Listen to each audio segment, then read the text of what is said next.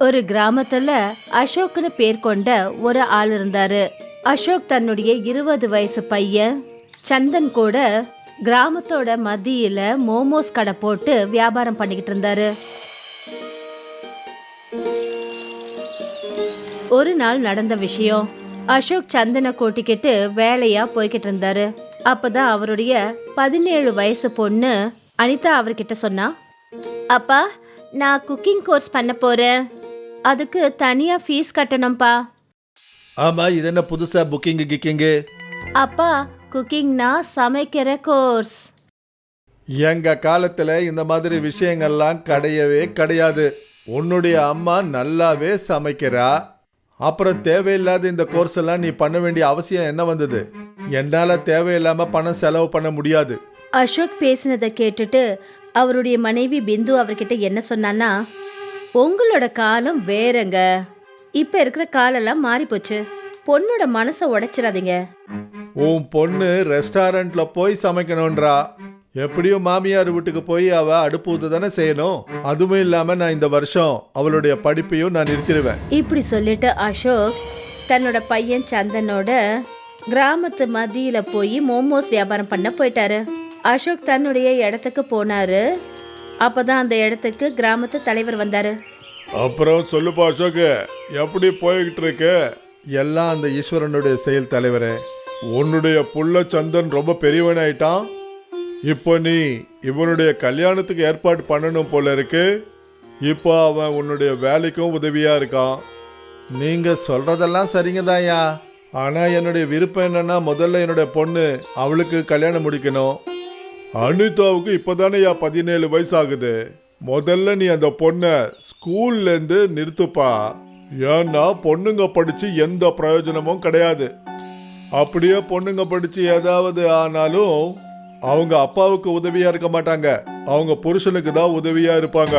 அப்பாக்கள் அவங்களுக்கு பண்ற கடன்லயே மாட்டிக்குவானுங்க. அப்புறம் ஆம்பளை பிள்ளைங்க எப்பவும் அப்பா அம்மாவுக்கு சேவை பண்ணுவாங்க. நீங்க ரொம்ப சரியா சொல்றீங்க தலைவரே. நானும் இன்னைக்கு என் மனைவி கிட்ட இந்த விஷயத்த தான் பேசினேன். நாளைக்கே நான் அனிதாவை ஸ்கூல்ல விட்டு நிறுத்திடுறேன். மறுநாள் அனிதா ஸ்கூல் போறதுக்கு ரெடி ஆகிக்கிட்டு இருந்தா. அப்பதான் அசோக் அனிதா கிட்ட என்ன சொன்னாருன்னா, இன்னிலிருந்து நீ ஸ்கூலுக்கு போக வேண்டிய அவசியம் கிடையாது அனிதா. இனிமே நீ வீட்டில இருந்து சமையல் வேலையை கத்துக்க. அசோக் சொன்னதை கேட்டுட்டு பிந்துவுக்கு ரொம்பவே கோவம் வந்துடுச்சு. என்னங்க இது, படிப்பறிவு இல்லாத ஒரு மாதிரி பேசிட்டு இருக்கீங்க? நான் படிக்காதவன் தான் ஒத்துக்கிறேன். ஆனா ஒன்று, நாளைக்கே கல்யாணம் ஆகி அனிதா போயிடுவா. இவ படிச்சு பெரிய ஆள் ஆகிறதுல நமக்கு என்ன பிரயோஜனம் சொல்லு? நீங்க அனிதாவை விட சந்தனுக்கு தான் முக்கியத்துவம் கொடுத்துருக்கீங்க. சந்தன் மேல இருக்கிற பாசம் உங்க கண்ணை மறைச்சிடுச்சு. அதனால சந்தன் மேல இருக்கிற எந்த தவறும் உங்களுக்கு தெரியறது இல்ல. என்னைக்காவது கேட்டிருக்கீங்களா? பாதி ராத்திரியில வீட்டுக்கு வரானே கேட்டிங்களா? ராத்திரில அவன் எங்க போறான்? அவன் என்ன பண்ணிட்டு இருக்கான்? சந்தன் ஆம்பளை பையன் பிந்து. அப்புறம் ஆம்பளை பசங்க சாயந்தரத்துல வீட்டில் உட்கார மாட்டாங்க. அவங்க நண்பர்களோட தான் இருப்பாங்க. மாசத்துல 10 நாள் தான் உங்க கூட அவன் வேலைக்கு வரான். அப்புறம் மத்த 20 நாளும் ஊரை சுத்திட்டு வரானே தவிர எந்த வேலையும் செய்யறது இல்ல. படிப்புங்கிறது அவன் மண்டையில கொஞ்சம் கூட ஏறவே இல்லை. தான் மனைவி சொன்னதை கேட்டுட்டு அசோக் புலம்பலோட சந்தனை கூட்டிக்கிட்டு கிராமத்து மத்தியில வண்டியை தள்ளிக்கிட்டு போயிட்டாரு. அப்புறம் கோவத்துல சந்தன் கிட்ட என்ன சொன்னார்னா, உங்க அம்மா பிடிவாதக்காரன்னு எனக்கு நல்லாவே தெரியும். அனிதாவோட படிப்பை அவன் எந்த காலத்துக்கும் நிறுத்தவே மாட்டா. எனக்கு புரியவே மாட்டேங்குதுப்பா. அம்மாக்கு என் மேல அப்படி என்ன வெறுப்பு? அவங்க என்னை பத்தி ஏதாவது உங்ககிட்ட சொல்லிக்கிட்டே இருக்காங்க. இதெல்லாம் பெருசா எடுத்துக்காதப்பா. இப்போ அவளுக்கு தெரியாது புள்ளதான் அப்பா அம்மாவுக்கு துணையா இருப்பான்னு. பொண்ணுங்க எப்படி இருந்தாலும் அடுத்த வீட்டுக்கு போறவங்க. காலமும் அப்படியே கடந்துக்கிட்டு இருந்தது. ஒரு நாள் அசோக் வண்டி கடையை எடுத்துக்கிட்டு கிராம மத்திக்கு போனாரு. அப்பதான் கிராமத்தோட பங்கஜ்னு பேர் கொண்ட ஒரு மோசமான ஆளு அசோக் கிட்ட வந்து என்ன சொன்னான்னா, உன்னை ஜமீன்தார் ஐயா வர சொன்னாரு அசோக். ஜமீன்தார் ஐயா என்ன எதுக்கு வர சொன்னாரு? இத நீ அவர்கிட்டயே போய் கேட்டுக்க. உடனே அசோக் ஜமீன்தாரோட வீட்டுக்கு போயிட்டாரு. ஜமீன்தார் அசோக்கை பார்த்துட்டு என்ன சொன்னாருன்னா, உன்னுடைய பையன் பொய்ய சொல்லிட்டு கடந்த 2 வருஷமா என்கிட்ட பணத்தை வாங்கிட்டு போறான். இது வரைக்கும் அவன் என்கிட்ட 10 லட்ச ரூபா கடன் வாங்கியிருக்கான். எந்த மாதிரி பொய்ய சொன்னான்? உனக்கு கேன்சர் இருக்குன்னு சொன்னான். உனக்கு வைத்தியம் பார்க்கறான்னு சொன்னான். நேத்து தான் தெரிஞ்சது அவன் சூதாட்டத்துல இந்த பணத்தை விட்டுட்டான்னு. நேத்து அவங்கிட்ட போய் பணத்தை கேட்கலான்னா அவன் இந்த கிராமத்தை விட்டு ஓடிட்டான். இப்போ அவன் வாங்கின கடனை நீ தான் அடைக்கணும். ஜமீன்தார் ஐயா, என் புள்ள அந்த மாதிரி செய்யற ஆள் இல்ல. நான் இது வரைக்கும் 10 லட்சம் ரூபா கடன் கொடுத்துருக்கேன், அதுவும் கையெழுத்து வாங்கிக்கிட்டு தான். நான் உனக்கு 10 நாள் அவகாசம் கொடுக்கறேன். 10 நாளைக்குள்ள எனக்கு அந்த பணம் திரும்பி வரலன்னா நான் உன்னுடைய வீட்டை விட்டு உன்னை வெளியே கழுத்து பிடிச்சி அனுப்பிடுவேன். அசோக் தலையை தொங்க போட்டுக்கிட்டு தன்னோட வீட்டுக்குள்ள வந்தாரு. அப்புறம் நடந்த விஷயங்கள் எல்லாத்தையும் அழுதுகிட்டே தன்னுடைய மனைவி கிட்ட சொன்னாரு. எனக்கு எதுவுமே புரிய மாட்டேங்குது பிந்து. இப்ப நான் என்ன பண்றது? நடு தெருவுக்கு வந்துட்டேன். இப்ப எனக்கு புரியுது, சந்தன் ராத்திரி பேக்கோட எதுக்கு போனான்னு. அப்போ அவன் ஓடிட்டான். தப்பு என் மேலதான் பிந்து. நீ உண்மையை சொன்ன. பையன் சொல்லிட்டு நான் குருடனாவே இருந்துட்டேன். அப்போதான் அனிதா தன்னுடைய அப்பா கிட்ட சொன்னா, அப்பா நீங்க மனசு தளர்ந்துராதீங்க. அப்படி சந்தனன் உங்களை விட்டுட்டு போனாலும் என்ன ஆயிடுச்சு? அதான் நான் உங்க கூட இருக்கல. ஆனா அனிதா, உன்னால என்னமா பண்ண முடியும்? அப்பா, அம்மா உங்களுக்கு தெரியாம எனக்கு குக்கிங் கோர்ஸ்க்கு பணம் கொடுத்தாங்க. நான் பிராக்டிக்கல் பண்ணி புதுசா ஒரு டிஷ்ஷை கண்டுபிடிச்சேன். மோமோஸ் இப்போ பழைய உணவாயிடுச்சு. நான் நாளைக்கு நம்ம கிராமத்து மார்க்கெட்ல உங்களோட சேர்ந்து பான் தோசை செஞ்சு வியாபாரம் பண்றேன். நீங்க மார்க்கெட்ல இருந்து எனக்கு பான் வாங்கிட்டு வந்து கொடுங்க போதும். ஆனா அனிதா, ஜமீன்தார் நம்மளுக்கு 10 நாள் தான் அவகாசம் கொடுத்துருக்காரு. நீங்க எதுக்காக கவலைப்படுறீங்க? ஒருவேளை நம்ம பொண்ணு பண்ற இந்த பான் தோசை மாயமா மாறுச்சுனா?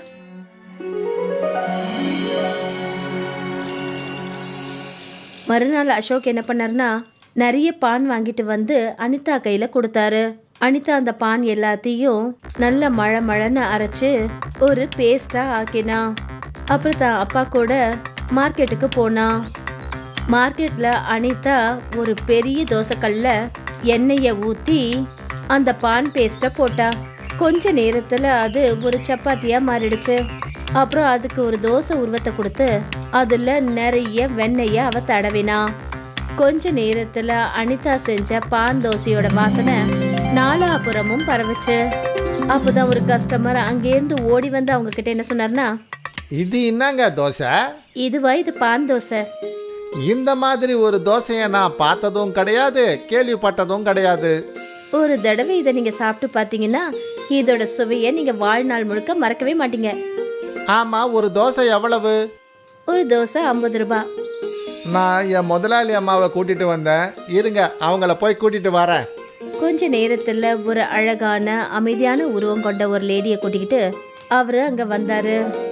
அந்த அழகான பெண் அனிதா கிட்ட என்ன சொன்னாங்கன்னா, நான் பக்கத்து கிராமத்து ஜமீன்தாரோட மனைவி கஜ்ரி. இன்னும் 3 நாள்ல என் பொண்ணுக்கு கலெக்டரோட கல்யாணம் நடக்க போகுது.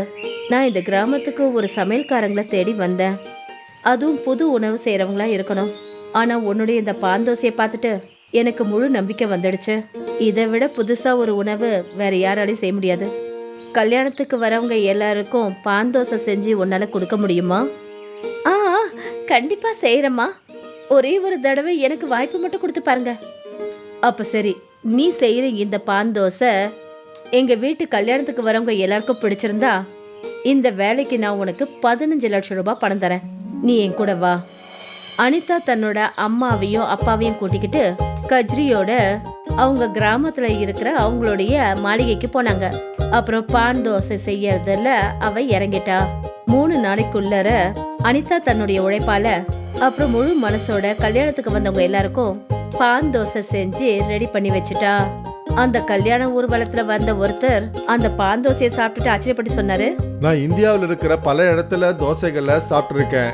இப்படிப்பட்ட சுவையான தோசைய இதுவரைக்கும் நான் சாப்பிட்டதே இல்ல. அங்க வந்தவங்க எல்லாருக்கும் அனிதா கையால செஞ்ச பான் தோசை ரொம்பவே பிடிச்சு போச்சு. இத பார்த்துட்டு கஜ்ரி ரொம்ப சந்தோஷப்பட்டு அனிதா கிட்ட என்ன சொன்னாங்கன்னா, நீ உண்மையிலேயே ரொம்ப உழைப்பாளிமா. உன்னுடைய இடம் இது கிடையாது. ஒரு 5 ஸ்டார் ஹோட்டல்ல நீ இருக்க வேண்டியவ. நான் உனக்கு 15 லட்சம் ரூபாய் மட்டும் இல்லாம நகரத்துல இருக்கிற ஒரு பெரிய 5 ஸ்டார் ஹோட்டல்ல பான் தோசை செய்யறதுக்கான கான்ட்ராக்டும் வாங்கி தரேன். கஜ்ரி அனிதா கையில 15 லட்சம் ரூபாய் பணத்தை ஒப்படைச்சாங்க. அனிதா அந்த பணம் மொத்தத்தையும் தன்னுடைய அப்பா கையில கொடுத்தா. அப்பா, இந்த பணத்துல உங்களுக்கு உரிமை இருக்குப்பா. தான் பொண்ணோட சொல்ல கேட்டு அசோக்கோட கண்கள் கலங்க ஆரம்பிச்சது. அம்மாடி, நீ எனக்கு வாழ்க்கையில பெரிய சுமன்னு நினைச்சேன். எப்பவும் நான் என்ன நினைச்சேன்னா ஆம்பளை பசங்க தான் அப்பா அம்மாவுக்கு உதவியா இருப்பாங்கன்னு நினைச்சேன். ஆனா நான் நினைச்சது தப்பு. இன்னைக்கு ஒரு விஷயம் நல்லா புரிஞ்சுக்கிட்டேன். மோசமான சமயத்துல யாராவது நமக்கு உதவுறாங்கன்னா அது பொண்ணுங்க மட்டும்தான்னு. அசோக் நேரா ஜமீன்தாரோட மாளிகைக்கு போய் பணத்தை கொடுத்துட்டு என்ன சொன்னாருன்னா, ஜமீன்தாரையா, இந்தாங்க உங்களுக்கு சேர வேண்டிய 10 லட்சம் ரூபாய். எனக்கு தெரியும் அசோக், இவ்வளவு சீக்கிரமா நீ 10 லட்ச ரூபாய் எப்படி சம்பாரிச்சிருப்பன்னு. கடவுள் எல்லாருக்கும் உனக்கு கொடுத்தா மாதிரி ஒரு பொண்ணை கொடுக்கணும். கொஞ்ச நாளைக்கு அப்புறமா அனிதாவுக்கு நகரத்துல ஒரு பெரிய 5 ஸ்டார் ஹோட்டல்ல பான் தோசை செய்யறதுக்கான ஆர்டர் கிடைச்சிருச்சு. அப்புறம் அசோக்கோட நாளே மாறிடுச்சு. அனிதா தன்னுடைய அப்பா அசோக் கிட்ட என்ன சொன்னான்னா, அப்பா, இனிமே நீங்க மார்க்கெட்ல வண்டி கடை போட வேண்டிய அவசியமே கிடையாது. இப்ப நாம நம்ம குடிசை வீட்டுக்கு பதிலா ஒரு பெரிய நல்ல வீடு கட்டுவோம். நான் உங்களையும் அம்மாவையும் என்னைக்கும் விட மாட்டேன். அனிதா சொன்னதை கேட்டுட்டு அவளுடைய அம்மா பிந்து தான் புருஷன்கிட்ட என்ன சொன்னான்னா, நான் தான் சொன்னேன்ல, நம்ம பொண்ணு செய்யற பான் தோசை பெரிய அற்புதமா மாறும்னு. பிந்து சொன்னதை கேட்டுட்டு அசோக் சிரிக்க ஆரம்பிச்சாரு. அதுதான் உண்மையும் கூட. அனிதாவால செய்யப்பட்ட அந்த பான் தோசை அசோக்குக்கு ஒரு அற்புதமா நிரூபணமாச்சு.